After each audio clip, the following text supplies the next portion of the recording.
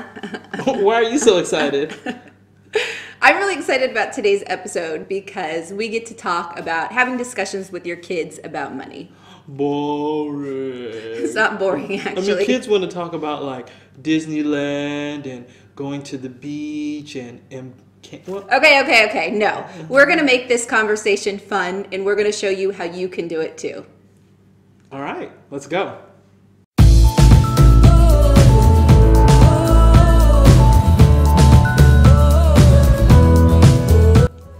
Hi guys, I'm Christina. And I'm Aman. And this is our new YouTube channel called Our Rich Journey. So in today's episode, we're going to be talking about how to have discussions with your children about finances. So in having these discussions, it comes down to one basic point, and that's about teaching about financial literacy. Well, you got to teach the kids to read. So what is financial literacy? So financial literacy focuses on the knowledge and skills that you need to make informed money management decisions. It focuses on a bunch of different topics, including making a budget, how to save money, and how to invest money. Financial literacy generally isn't taught in the schools. And if you're not teaching it in the home, where do you think they're learning it? On the playground. But honestly, kids are more than likely learning about finances from their friends, from social media, or random bursts of information from their parents. So when I say random bursts of information, I mean that usually the conversation that you have with your children about finances is typically when something goes wrong, when they've made a mistake, or when they've witnessed something that you've done in your life that's a financial mistake. So what we want to talk about today is developing a strategy that's more effective towards communicating finances with your children. By teaching your kids about money, this helps them to develop an understanding between earning money, saving money, and investing money. This makes them understand the value of money. So today we're going to be talking about how to have a conversation with your kids about finances, and we're going to do it with 4 easy tips. So tip 1 is talk to your kids about how money works. Money is a concept, and it's a concept that kids usually pick up when they see you use money to exchange for goods and services. So when you go to the supermarket and you use money to buy groceries, or when you use money to maybe buy them a toy, or maybe if you use money to go to the movies, your kids witness you spend that money. These first interactions with money really establish a baseline for how kids will interact with money as well. They learn their tools from you, and they're really impressionable at a younger age, so they tend to value money the same way that you value money. So it's important for you to become really familiar with financial literacy also in order to have that conversation with your own kids. I think something that kids also witness a lot with parents and their spending are the difference between wants and needs. So it's important that when you do spend money, that your children understand, if they have questions, why you're spending that money. You really have to be open and willing to talking to your kids about personal finances. Usually the topic is pretty taboo or secret, and parents don't want to talk to their kids about it, but it helps your kids develop financial literacy, and you can learn financial literacy in the process as well. So tip number 2, teach your kids how to earn money. In this particular tip, what we want to do is teach the kids the concept of earning money. Now we can do that by having a conversation with the kids about the money that we earn. Now this can actually be a very uncomfortable conversation to have with children, for the parents, not necessarily for the kids, because they'll want to know, is that a lot of money? How often do you get paid? Is that money good for the particular line of work that you do? But I think what's really interesting is kids love to hear about money. They really are interested in learning how much their parents make, so you can sort of turn it into a pretty fun conversation and also an educational conversation at the same time. So the conversation about how you earn money can translate into a new conversation with your kids about how they can earn money. And I think the earliest conversation that we had with our kids in terms of how they can earn money is allowances. So allowances are a really great tool to teach kids how to earn money. In our family, what we do is on a weekly basis, we provide our kids with an allowance in exchange for a service that they do around the house called chores. A lot of us remember what chores were, so I'm not speaking about something foreign, but essentially for cleaning up around the house and really doing the things that they're supposed to do. In exchange, we give them cash. Okay, so what about the parents who say, why should I pay them an allowance for something that they're already supposed to do anyways? What's your response to that? Well, I think that's an excellent argument. But I also think you miss an opportunity to teach a lesson about earning money, because for a lot of really small kids, there's no other way for them to earn money except by getting an allowance. So some parents may wonder how much money you should give a child for allowance. And we've got a sort of rule that we follow with our kids, and it's sort of based on age. So what's that tip? Well, for us, I try to give the kids the bare minimum, just enough so they can get by. You don't want to give a kid too much money where they feel rich and they can waste money. You want them to feel like they have just enough money to meet their kid needs. And for most kids, that's things like maybe buying a candy or maybe buying a toy every now and then. But what you want to do is first start out with a very low amount of money. And that amount can change as your child gets older, but the reason why we do this is because we want them to actually have to learn how to work for their money. Not just doing chores, things that they're really supposed to do around the house, but being creative and thinking of ideas to create a business for themselves or something outside of the home that they can do to make their own money as well. If you give them too much allowance, then they almost feel like they don't need to do anything extra to get enough money because they feel like they already have enough money. So for instance, both of our girls receive allowance, but our oldest daughter likes to have a little bit more cash. So what she's done, instead of just relying on her allowance, she started a new business. She started this business about 2 years ago. She brought all her friends into her business from her school. She started selling cupcakes. It was a cupcake business. It was a good business. So if you see that entrepreneurial spirit in your children, you really want to encourage that.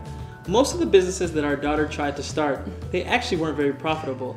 In fact, we probably supplemented most of the business. I mean, her cookie making business, her car washing business, her slime business, all of the materials to start those businesses probably cost more than the business made. But what was important was that she had that entrepreneurial spirit. And that's something that we encouraged. So what I think is important to note is I think it's the allowance that planted the seed for her understanding of doing work in exchange for money. So we didn't give her too much allowance like we said, but it planted the seed for her to want more money, and that established her businesses. So tip 3 is teaching your kids how to save money. So this is just as important as teaching your kids how to earn money. A lot of times kids can learn how to earn money, but then they'll go out and they'll blow it on things like candy, on games, on toys, different things. So it's very important to have that conversation with your kids, not only about how to earn money, but what to do with it afterwards. In particular, save it after they've earned it. So saving money is about establishing good habits. Now we talked about habits when we talked about tip number 1, the concept of money. Kids are going to be talking about things like wants versus needs. And it's important to have the conversation with your children about, is this something that they want or is this something that they need? So I'd like to clarify something, Christina. There's savings and there's investing. And we're going to talk more about investing in the next tip. But savings is a lot more different. So when formulating a savings plan for kids should be looking at their savings as far as short-term and long-term. And along with each one of those terms, they should be identifying goals. Whatever goal your child has, savings can help them achieve that. So what we do with our children is we've set up a savings account for them.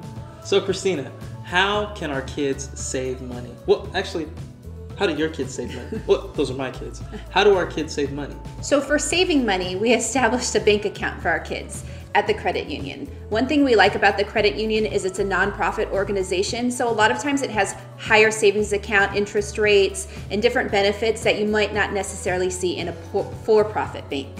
Our credit union also had an added benefit of giving the kids a sign-up bonus. And you know us, we love sign-up bonuses. In fact, the kids got a sign-up bonus for opening an account, and I got a sign-up bonus for referring them. So that was a win-win. So just for opening the account, the girls started off with $50 from the bank in their own account. That's a great way for kids to start off savings. So with your savings account established for your kids should be able to track their goals, their short and their long-term goals. So one thing that we found really interesting with our girls is that sometimes they'll establish long-term goals, and by the time they actually reach it, they no longer want to spend that money to achieve that goal anymore. And what I mean by that is that our kids start to establish a difference between an immediate need and immediate want. And looking at how much effort they have to put into getting towards a goal, they actually want to continue saving the money rather than spending it.